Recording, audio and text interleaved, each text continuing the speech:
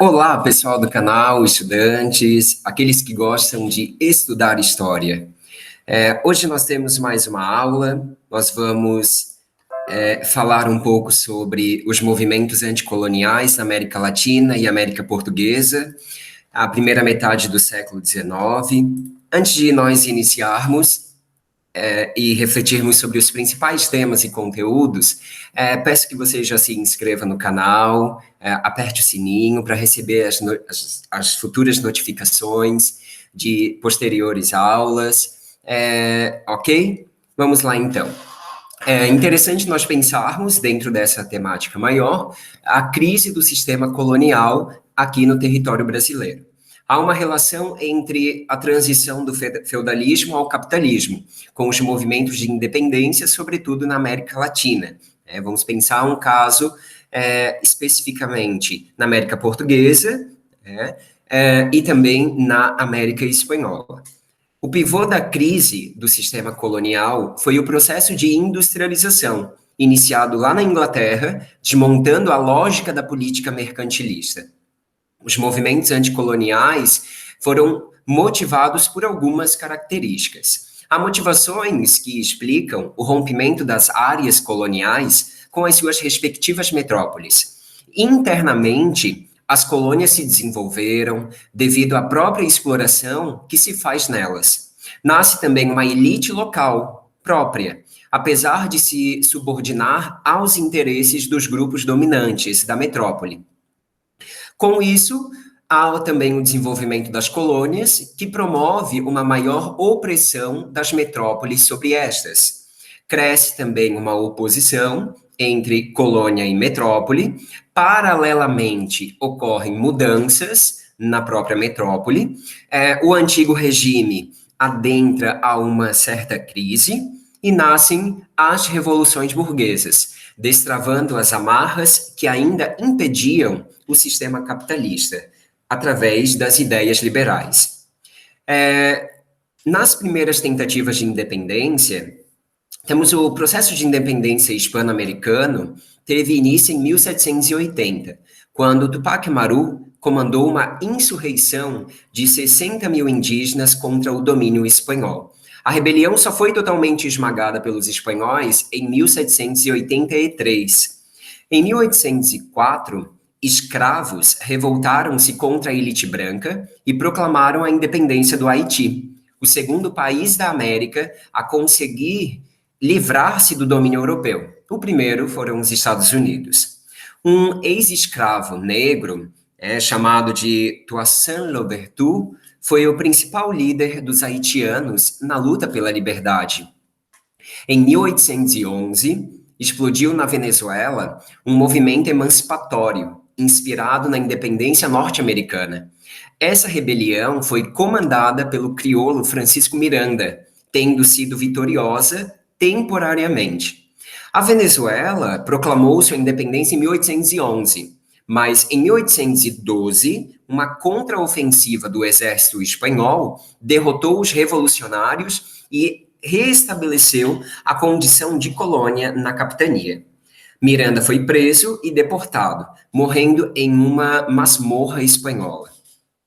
Na imagem, vocês conseguem perceber, através de um relevo ao centro, se encontra Simón Bolívar e o general San Martín no Equador. A ascensão de José I, o irmão de Napoleão, ao trono espanhol em 1808, estimulou o movimento de emancipação da América Espanhola.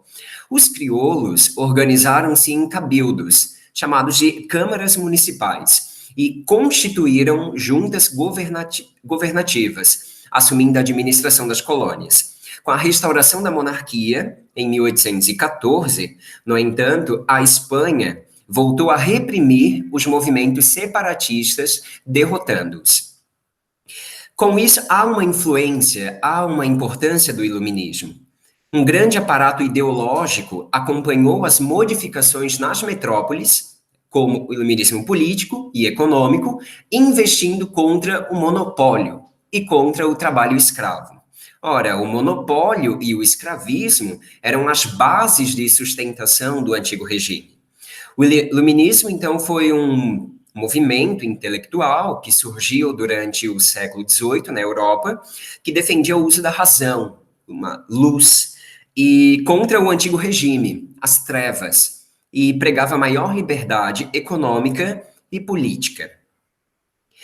Um grande aparato ideológico acompanhou todas essas modificações, né, diante de tudo aquilo que estava acontecendo perante essas novas dinâmicas sociais.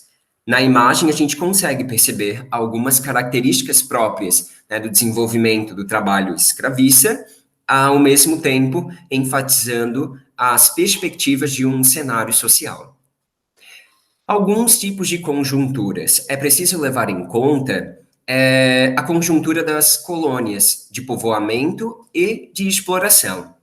A própria Inglaterra permitia liberdade política e econômica em algumas de suas colônias. É interessante nós pensar a dualidade entre norte e sul. Após a Guerra dos Sete Anos, a política da Inglaterra muda radicalmente. Os movimentos anticoloniais e emancipacionistas têm como um pano de fundo a independência dos Estados Unidos, que acontece no início do século XIX. As emancipações das colônias espanholas também. As classes sociais na América Latina estão divididas praticamente em chapetones, mestiços e escravos. Em 1810, 1815, as colônias espanholas estavam ocupadas por tropas napoleônicas. Em um primeiro momento, Argentina, Paraguai, Venezuela, Equador e Chile conquistaram as suas independências. Em 1816 a 1828, numa segunda fase, já com o rei da Espanha no trono, Fernando VII, com o apoio da Inglaterra, há uma leva de revoltas. O México e o Peru se libertam, outras anteriores se consolidam. O Uruguai liberta-se da Espanha, mas é dominado pelo Brasil. Com exceção do México, todas as novas nações seguiram um modelo norte-americano, definindo-se como repúblicas. Haiti, Cuba e Porto Rico foram casos excepcionais. A partir de todas essas características, vamos pensar sobre a doutrina Monroe. A doutrina Monroe foi anunciada pelo presidente estadunidense James Monroe, presidente de 1817 a 1825, em sua mensagem ao Congresso em 2 de dezembro de 1822. O que consistia esse pensamento? A partir de 3 pontos. A não criação de novas colônias nas Américas, a não intervenção nos assuntos dos países americanos.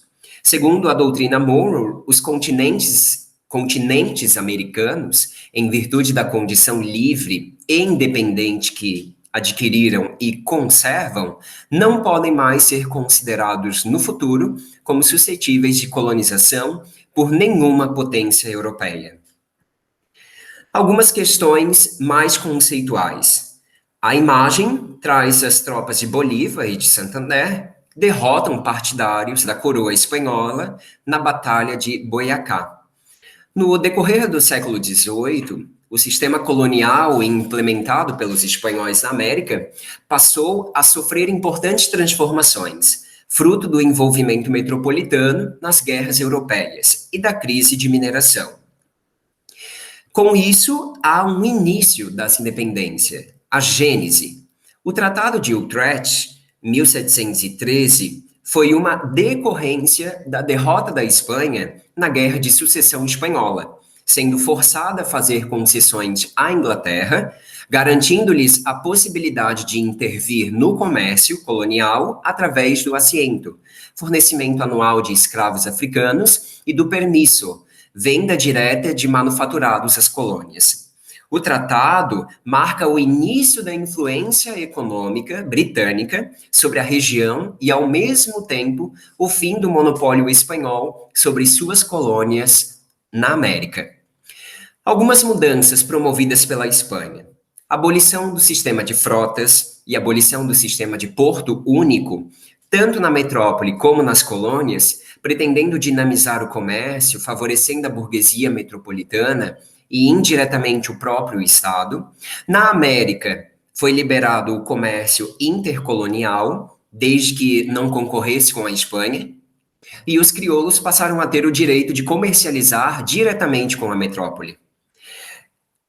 Há uma certa importância diante dos crioulos. Os crioulos enfrentavam ainda grande obstáculo à ascensão social, na medida em que as leis garantiam privilégios aos nascidos na Espanha, os chapetones. Os cargos políticos e administrativos, as patentes mais altas do exército e os principais cargos eclesiásticos eram vetados à elite colonial.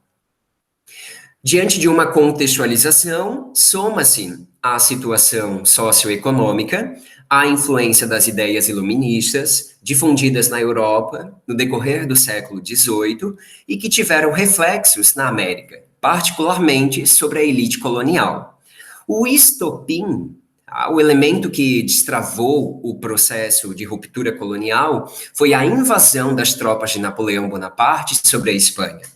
A resistência à ocupação francesa iniciou-se tanto na Espanha como nas colônias. Nelas, a elite crioula iniciou a formação de juntas governativas, que em várias cidades passaram a defender a ideia de ruptura definitiva com a metrópole.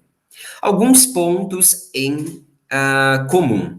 Nós temos o caráter militar, envolvendo anos de conflitos com a Espanha, a fragmentação territorial, processo caracterizado pela transformação de uma colônia em vários países livres, a adoção do regime republicano, com exceção feita ao México, a grande participação popular, porém sob liderança dos crioulos. Através de uma síntese, o processo de independência hispano-americana dividiu-se, grosso modo, em 3 fases principais. A primeira fase é marcada de 1780 a 1810 pelos movimentos precursores. A segunda fase, 1810 a 1816, através das rebeliões fracassadas. E a terceira fase, 1817 a 1824, as rebeliões vitoriosas. Os movimentos precursores, deflagrados prematuramente, foram severamente reprimidos pelas autoridades metropolitanas. Lembrar também, os movimentos de resistência indígena, como o caso de Tupac Amaru. Essa rebelião indígena mobilizou mais de 60 mil índios e só foi totalmente esmagada pelos espanhóis em 1783, quando foram igualmente reprimidas outras revoltas no Chile e na Venezuela. Como precursor, inspirado no exemplo dos Estados Unidos, o crioulo venezuelano Francisco Miranda, assim como consta na imagem, liderou a partir desta época vários levantes e se tornou o maior precursor da independência hispano-americana. Algumas especificidades e singularidades. Após os Estados Unidos, a segunda independência da América foi realizada pelos escravos trabalhadores das plantations, que em 1793, através de uma insurreição popular contra a elite branca, libertaram o Haiti, a partir de uma perspectiva do chamado fenômeno da haitização. Algumas rebeliões foram fracassadas. Os Estados Unidos, que possuíam acordos comerciais com a Junta de Sevilha, também não forneceram qualquer ajuda aos rebeldes hispano-americanos. Em 1816, os movimentos emancipacionistas, isolados internamente e sem apoio internacional, foram momentaneamente vencidos pelas tropas espanholas. A vitória. Então, a vitória do movimento de independência consta com apoio da Inglaterra, dos Estados Unidos, a doutrina Monroe, a presença dos libertadores, temos também a figura emblemática de Bolívar, de Martín. Simão Bolívar desencadeou a campanha militar que culminaria com a libertação da Venezuela, da Colômbia, do Equador e mais ao sul. José de San Martín promovia a libertação da Argentina, do Chile, do Peru. Temos também em 1822, o encontro de Guayaquil. Os dois libertadores encontram-se em Guayaquil, no Equador, onde San Martín entregou a Bolívar o comando supremo do Exército de Libertação. Temos posturas diferentes diante das estratégias diferentes. Em 1826, a Conferência do Panamá, Bolívar convocou os representantes dos países recém-independentes para participarem da Conferência do Panamá, cujo objetivo era a criação de uma confederação pan-americana. O sonho boliviano de unidade política chocou-se, entretanto, com os interesses das oligarquias locais e com a oposição da Inglaterra e dos Estados Unidos, a quem não interessavam países unidos e fortes. Há uma fragmentação. Após o fracasso da Conferência do Panamá, a América Latina fragmentou-se politicamente em quase 2 dezenas de pequenos estados soberanos, governados pelas aristocracias crioulas. Outros fatores que interferiram nessa grande divisão política foram o isolamento geográfico das diversas regiões, a compartimentação populacional, a divisão administrativa colonial e a ausência de integração econômica do continente. O pan-americanismo foi vencido pela política do divide e domine. Diante de uma perspectiva estadunidense, nós temos a marcha para o Oeste, fortalecimento dos Estados Unidos como uma nação, intensificou-se com a expansão das fronteiras do novo Estado, por meio da compra, anexação pacífica ou belicosa de terras. Inicialmente, ambicionavam anexar o Canadá, que acarretou na Segunda Guerra de Independência, de 1812 a 1814, com a demarcação de fronteiras. Diante de todo esse cenário, há uma transição, a um rumo ao Pacífico. O governo americano comprou algumas áreas: a Louisiana, em 1803, Flórida, 1819, Alasca, 1867.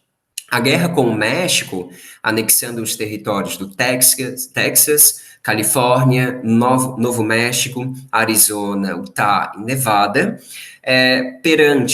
diante de toda essa possibilidade, a marcha para o oeste foi a incorporação de territórios interioranos pelos colonos pioneiros e desbravadores, que faziam a fronteira mover-se sempre um passo além. Uma série de fatores motivaram e favoreceram essa expansão. Obteve uma certa escassez de terras na faixa atlântica, a possibilidade de as famílias de colonos tornarem-se proprietárias, o que também atraiu imigrantes europeus. Perante essas movimentações, há revoltas emancipacionistas. Então, no final do século XVIII e início do século XIX, os principais objetivos eram a separação de Portugal perante uma independência, numa característica nacionalista, influenciada pelo iluminismo, a independência dos Estados Unidos e a Revolução Francesa.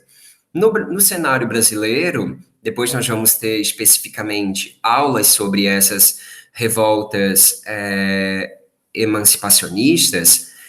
Temos a Inconfidência Mineira, que acontece no ano de 1789, as causas é o esgotamento do ouro, a crise econômica, a exploração abusiva de por impostos, derrama, proibição de produção de manufaturados na colônia, o alvará de Dona Maria I, a penetração de ideias iluministas diante do território de Vila Rica, em Minas Gerais, líderes que podemos chamar a atenção na elite mineira, o Cláudio Manuel da Costa, Tomás Antônio Gonzaga, Alvarenga Peixoto e o famoso Joaquim José da Silva Xavier, mais conhecido como o Tiradentes. Os objetivos eram a proclamação da República, o fim do pacto colonial, o estímulo ao desenvolvimento de manufaturas, a criação de uma universidade, bandeira com a inscrição Libertas que sera tamen, liberdade, ainda que tardia. Toda essa rebelião, ela foi denunciada, essa conspiração foi denunciada por Joaquim Silvério dos Reis. Os líderes foram presos e degradados para a África. Tiradentes é enforcado, esquartejado, servindo como exemplo. Na imagem, nós temos uma interpretação de Tiradentes. Na Conjuração Carioca, de 1794, são manifestações contrárias ao absolutismo, há uma predominância de ideias iluministas, na sociedade literária, os líderes são presos, libertados, a seguir por falta de provas, e a sociedade literária é fechada. A Conjuração Baiana, ou a Revolta dos Alfaiates, de 1798, as principais causas são a extrema pobreza e as desigualdades sociais. Os objetivos: a independência, a república, a liberdade de comércio, a igualdade em todos os níveis, a abolição da escravidão. Há uma influência da Revolução Francesa, a partir do tripé conceitual, liberdade, igualdade e fraternidade. Os líderes são João de Deus Nascimento, Manuel Faustino dos Santos, alfaiates e mulatos, Luiz Gonzaga das Virgens, Lucas Dantas Amorim Torres, são soldados e mulatos, e entre outros, todos pobres. Há uma ampla participação popular e há uma repressão intensa de pó. Em 1817, acontece a Revolução Pernambucana, tendo como causas a decadência econômica de Pernambuco, os altos impostos à corte portuguesa no Rio de Janeiro, privilégios aos comerciantes portugueses. Os rebeldes tomam o poder por 2 meses. Há a proclamação da República de Pernambuco, a liberdade de expressão e religiosa, a abolição de impostos sobre gêneros básicos, a adesão de Alagoas, Pernambuco e Rio Grande do Norte, e a permanência da escravidão. Há uma repressão impiedosa da coroa instalada no Rio de Janeiro. Sobre a revolta de índios, nós temos uma perspectiva de ser contra a escravidão, os maus tratos e as humilhações. Há uma defesa do território, atritos permanentes, constantes com os portugueses. Com isso, em 1562 a 1567, há a Confederação dos Tamoios, os índios tupinambás, mais os franceses, versus os portugueses, que se unem diante dessa confederação. Há uma união de nações indígenas contra a escravidão. Também a expulsão dos franceses do Rio de Janeiro enfraquece os indígenas. A Paz de Iperobe, firmada por padres jesuítas, desmobiliza vários indígenas. Também o massacre e a escravização das tribos litorâneas. As revoltas de negros, nós temos uma perspectiva de ser contra a escravidão, os maus tratos, as humilhações. As iniciativas individuais, temos fugas, os suicídios, abortos, assassinatos de senhores, feitores, as sabotagens de máquinas, queima de plantações. Algumas iniciativas, vamos pensar coletivamente, as fugas, os quilombos, podemos pensar os aldeamentos, de escravos fugidos. Um deles que vai ser mais reconhecido por sua grandiosidade e especificidade é o Quilombo de Palmares, em Alagoas, em Pernambuco, 1629 a 1694, ainda com várias perspectivas de pensar historicamente esse território. Podemos pensar que é o maior e mais duradouro entre os outros quilombos. Há uma federação de quilombos. Há um personagem que vai entrar para a história, que é o Zumbi. Vamos pensar o último líder. Aproximadamente 20 mil habitantes, destruído por ataques liderados pelo bandeirante Domingos Jorge Velho, esse que está na imagem. Temos do outro lado Palmares, a região onde era, consequentemente, o Quilombo, a área de Palmares, os principais mocambos, União dos Palmares, Macaco, Subipiraé, Dambrapanga, no território de Alagoas. E uma data que é fixada, hoje, Dia da Consciência Negra, 20 de novembro de 1695, assassinato de Zumbi. Aqui nós temos as tabelas de imagens que foram colocadas durante o desenvolvimento dessa aula e as referências bibliográficas que foram utilizadas perante esse discurso. Agradeço, gente, a atenção de vocês. Aguardem para a próxima aula. Nós vamos conversando, vamos historiando, vamos estudando, fazendo com que nós possamos ser pessoas mais ativas no conhecimento e vamos tomando a frente dessa possibilidade de um conhecimento e que atinja a todos. Até mais, até um próximo vídeo. Um abraço.